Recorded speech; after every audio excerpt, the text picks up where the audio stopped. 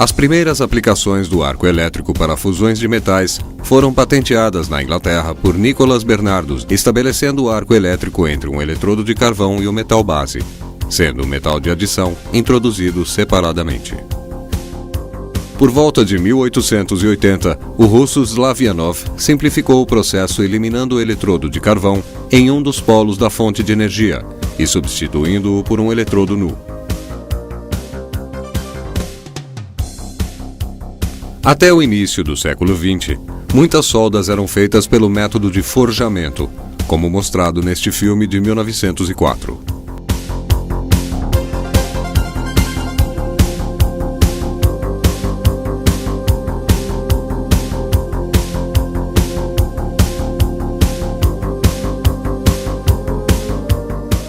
Em 1905, o sueco Oskar Kjellberg patenteou o processo de soldagem manual a arco elétrico com eletrodos.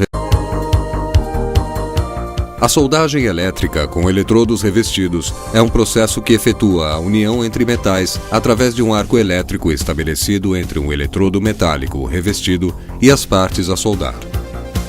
O eletrodo revestido é composto por uma vareta metálica chamada alma, que é recoberta por uma camada constituída de diferentes materiais que formam o revestimento do eletrodo. As principais funções do revestimento são: ionizar e estabilizar o arco elétrico, proteger a poça de fusão da contaminação atmosférica através da geração de gases, purificar a poça de fusão, formar uma escória para a proteção do metal fundido. Em alguns casos, ajustar a composição química do cordão pela adição de elementos de liga. Para a soldagem manual com eletrodos revestidos, são utilizados principalmente dois tipos de equipamentos: retificadores e inversores. Os retificadores e os inversores fornecem uma corrente denominada contínua, na qual o fluxo de elétrons percorre um só sentido, do polo negativo ao positivo. O polo mais quente é sempre o positivo. Para se aproveitar o maior calor gerado no polo positivo, ligamos a ele o cabo porta-eletrodo, obtendo uma ligação conhecida como polaridade inversa, ou positiva. A tensão em vazio, ou seja, a tensão existente entre os terminais de saída da máquina quando não há soldagem, é de aproximadamente 70 a 80 volts. Nos inversores atuais, a tensão em vazio pode ser mais baixa, mas existe uma grande facilidade de abertura do arco motivada pelo controle Hot Start, que possibilita um pico de tensão no momento do início do arco. Os inversores com amperagens até 200 amperes a 100% do ciclo de trabalho pesam entre 10 e 20 quilos. São considerados equipamentos ecologicamente corretos, pois exigem menos materiais para a sua construção e consomem menos energia do que os equipamentos convencionais. Os retificadores e os inversores, por fornecerem corrente contínua, podem soldar todos os tipos de eletrodos revestidos, como aço carbono, aços inoxidáveis, ferro fundido, alumínio, bronze, eletrodos especiais para revestimento e chanfro. Após a abertura do arco, a tensão cai para o valor de trabalho de 20 a 30 volts e a corrente de soldagem se estabiliza na intensidade regulada. Para a escolha do equipamento ideal, devemos levar em consideração a aplicação, o tipo e revestimento do eletrodo, o fator de trabalho a ser adotado. Eletrodos 6013 e 7018 são soldáveis com a maioria dos retificadores e inversores. Para os eletrodos celulósicos 6010 de alta penetração, a característica metalúrgica da composição do revestimento pode provocar interrupção constante do arco. Para evitar este problema, devemos usar retificadores ou inversores que possuem controles tipo Arc-Force para a manutenção perfeita da transferência metálica e que evitam interrupções durante a soldagem.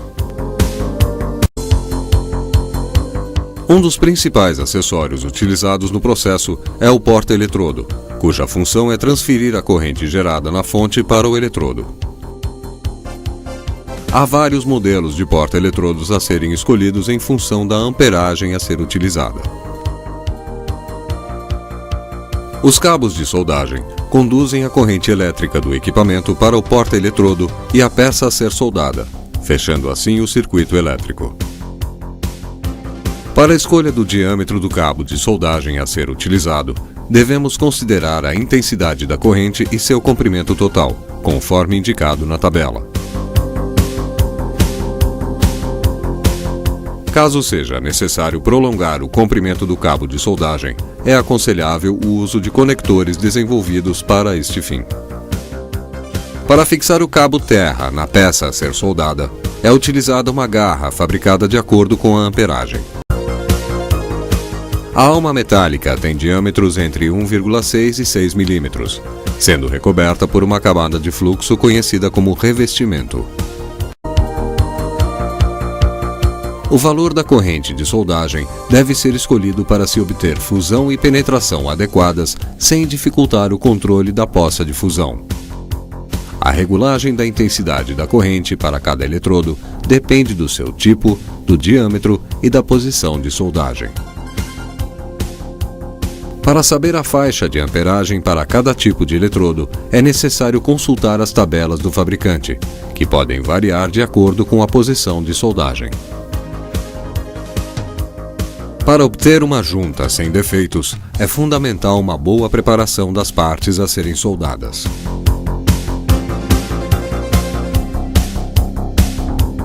Os principais tipos de juntas utilizadas são de topo e de ângulo. O manuseio correto do eletrodo é importante em todas as etapas de deposição de um cordão de solda: na abertura do arco, durante a deposição e na sua extinção. A abertura do arco é efetuada com um leve toque do eletrodo na peça a ser soldada.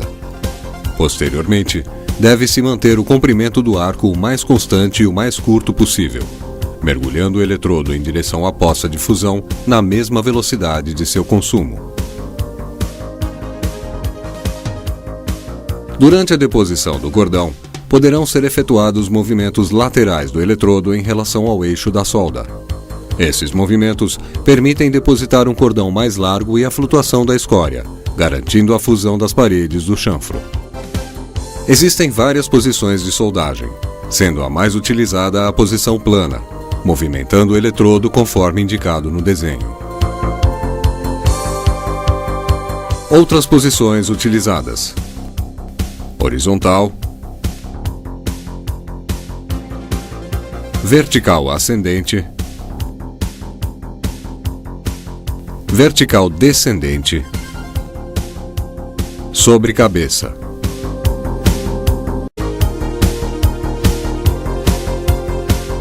É importante conhecer os principais defeitos no cordão de solda. Arco instável. É provocado quando o eletrodo está excêntrico, apresenta umidade no revestimento ou mau contato elétrico nos terminais. Inclusões de escória. Acontecem quando se utiliza uma corrente muito baixa, chanfro irregular ou limpeza inadequada da escória entre passes.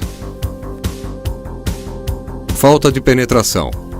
Poderá ser ocasionada por uma corrente muito baixa, preparação incorreta ou diâmetro inadequado do eletrodo. Excesso de respingos. Ocorre quando se utiliza uma corrente muito alta, arco longo, metal base sujo ou eletrodo úmido. Mordeduras. São ocasionadas por uma corrente inadequada, chanfro muito estreito ou velocidade excessiva de soldagem. Trincas. Podem surgir devido à preparação inadequada das juntas, metal base de má soldabilidade, resfriamento muito rápido, tensões residuais nos conjuntos soldados ou cratera final da solda com mau acabamento. Porosidades. Surgem quando se emprega uma velocidade de soldagem muito alta, polaridade ou corrente incorreta, metal base com impurezas ou eletrodos úmidos.